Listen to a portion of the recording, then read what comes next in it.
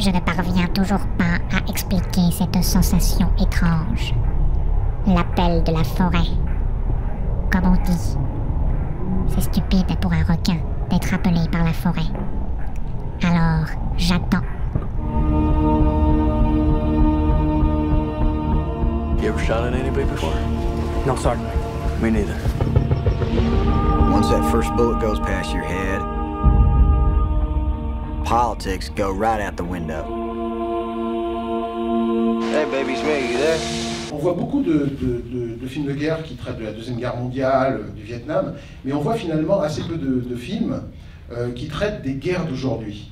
Et surtout à travers l'angle, le prisme très particulier de l'échec. Pourquoi est-ce que les Anglais adorent les films de défaite? Je pense que ça leur permet un petit peu de repenser à la fin des colonies, à la fin de l'ère coloniale et à la façon dont finalement ils ont été boutés hors des pays qu'ils occupaient. Moi, c'est un metteur en scène qui me passionne parce que je pense qu'il a réussi à faire des films qui chaque fois ont changé la façon de raconter et surtout de visualiser des histoires.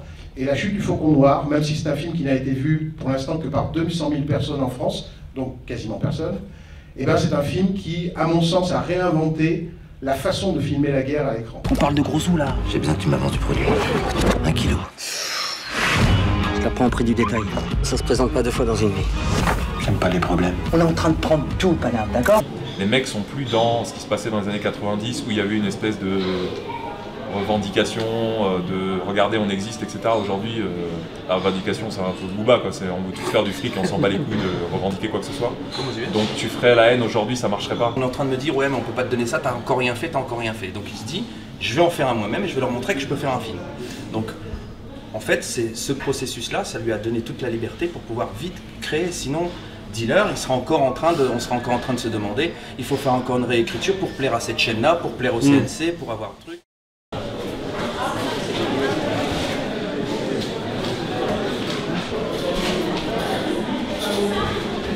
Il y a vraiment l'esprit familial du festival qui fait que ça en devient un incontournable en France et qui, je pense et j'espère, dépassera un jour Gérard Merle.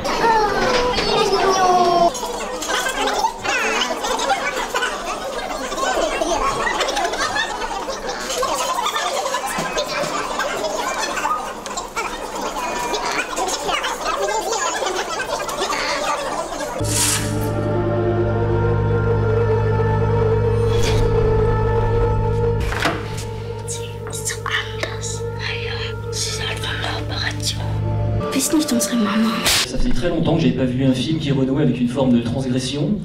Le cinéma fantastique ces derniers temps est de plus en plus conservateur, voire totalement réactionnaire, et ça fait du bien de voir ce type de production-là. Ils se sont retrouvés devant une émission télé où les invités étaient des mères de famille qui avaient eu recours à la chirurgie esthétique, et c'est en regardant en fait le visage des enfants de ces mères de famille assez éperdués face à leur maman qu'ils ont eu l'idée du scénario. Vous allez voir, c'est même encore plus tordu dans le film.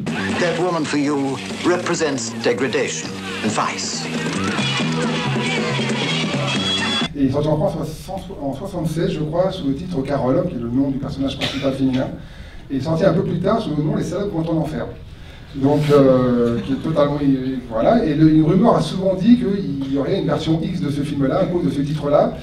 On a cherché longtemps, on n'a rien trouvé, pas de photos, pas d'images, même au CNC, c'est pas classé X, enfin rien du tout. Donc c'est vraiment un titre qui a, je pense, été utilisé pour surfer sur la vague porno de l'époque. En Allemagne, dans les années 60, il y avait une série des films policiers qu'on appelait les crimis, petites enquêtes policières qui se passaient principalement à Londres parce qu'elles étaient adaptées d'un écrivain anglais, Pierre Wallace.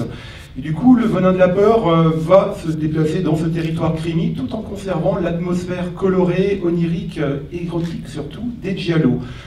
Comme tous les giallo de l'époque, le Venin de la peur a un titre absolument magnifique en italien, puisque si on le traduit littéralement, c'est un lézard à la peau de femme. Et les premiers giallo, par superstition, sûrement utilisaient souvent une référence animale. Il y avait l'oiseau au plumage de cristal, la tarentule au ventre noir, journée noire pour un bélier, l'iguane à la langue de feu.